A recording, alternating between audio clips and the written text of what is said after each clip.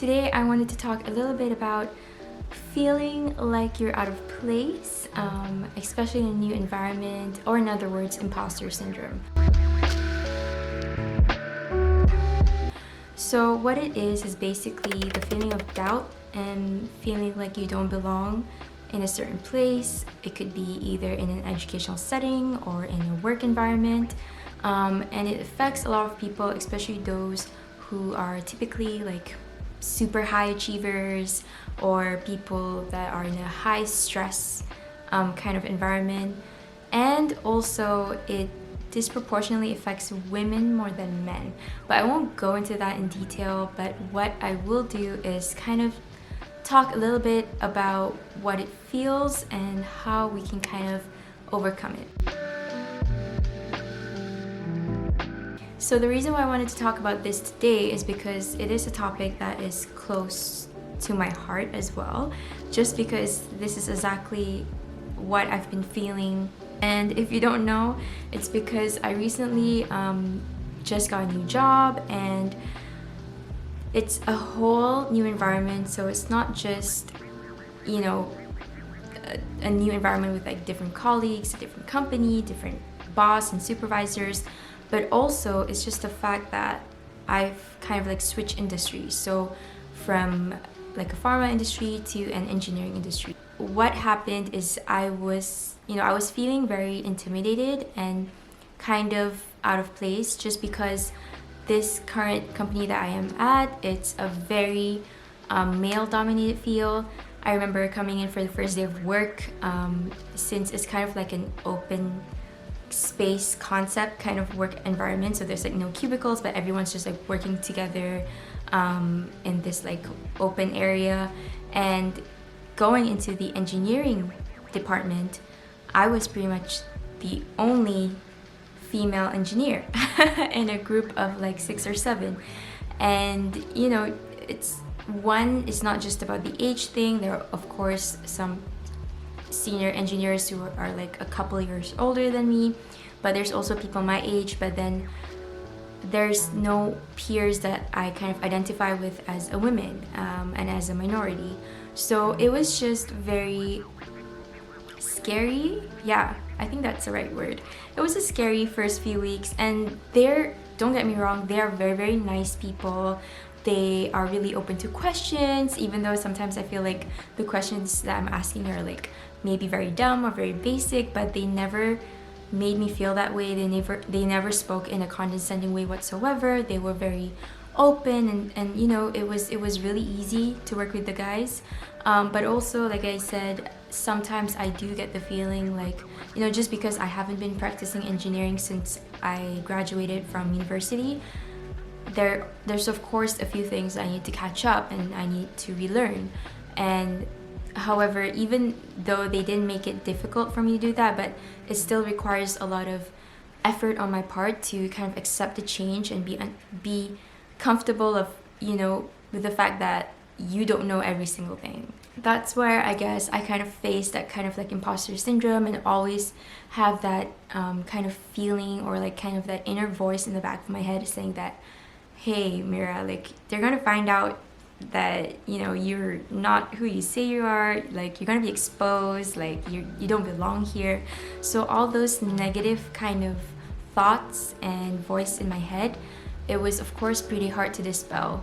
However, this is why, you know, coming right back to what this video is about, this is why I wanted to talk a little bit about it, because it's been like a few months now. I finally settled in, and I feel like, hey, you know what? I kick ass here. I belong, and I continue to prove these guys that I bring in a lot of value. I bring in a lot of different perspective, and you know, I have my own strengths and of course my weaknesses, but I accept that.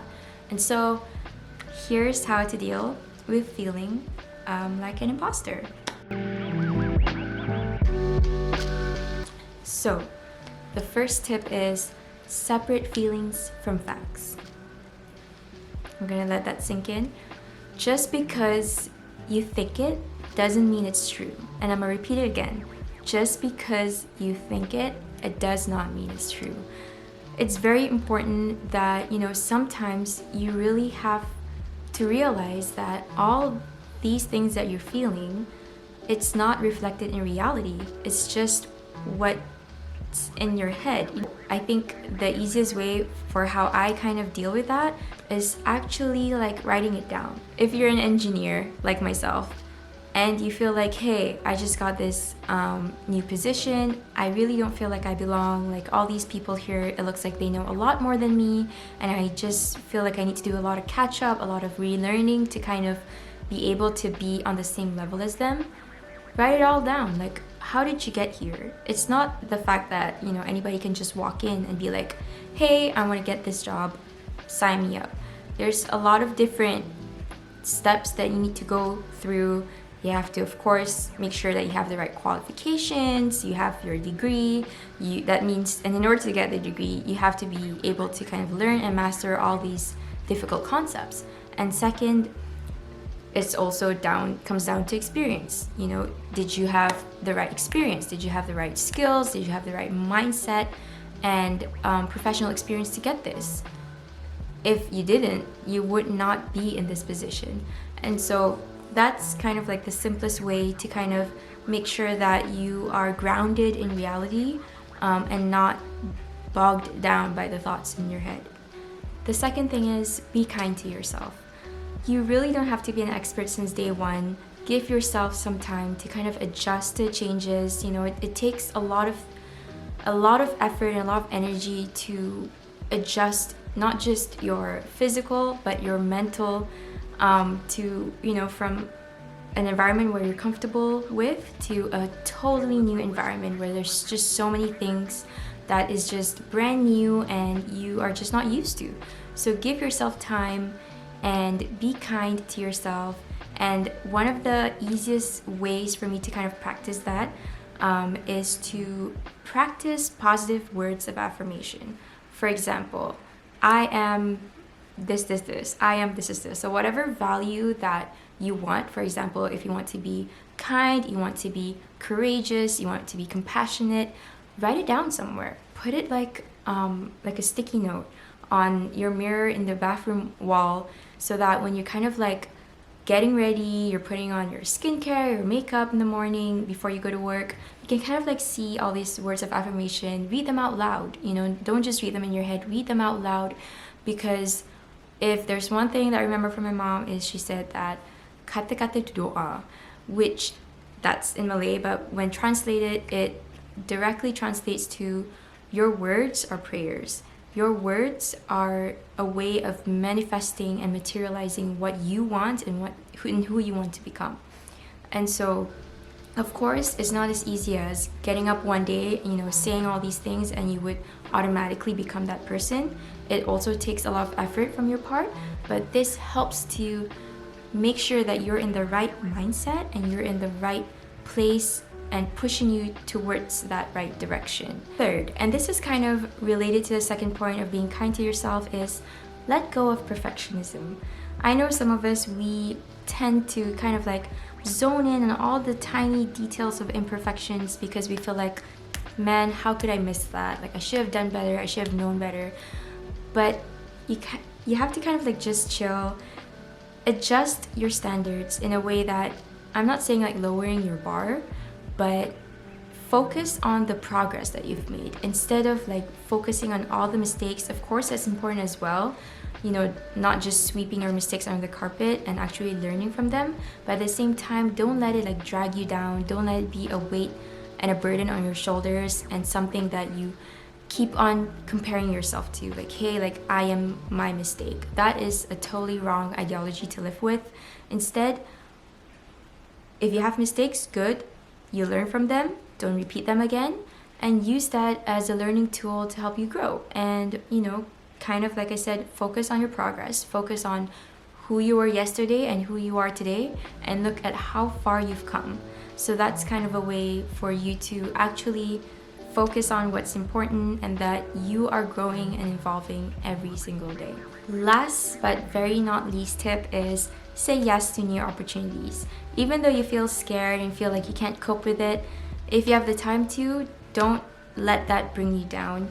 say yes to all the new opportunities that come your way, because from there you can actually discover that you are more than capable, you are more than what you think you can do, and just go ahead and push yourself to get out of your comfort zone and actually achieve all the things that you thought were impossible. So that pretty much sums up all I had for you all today, and I hope this in one way or other. This does not just apply to people who are in the early stages of the career, but also people in who are studying in college, in uni, in high school.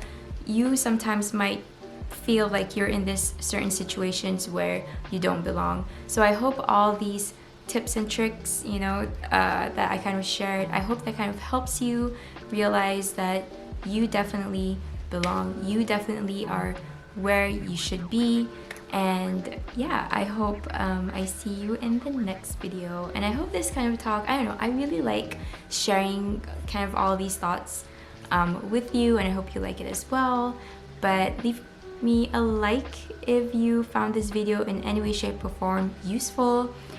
Comment if you've ever felt the way that I did as well, or what kind of new environment you were kind of thrown into. And I hope to see you in the next one, but until then, have a wonderful day. Bye!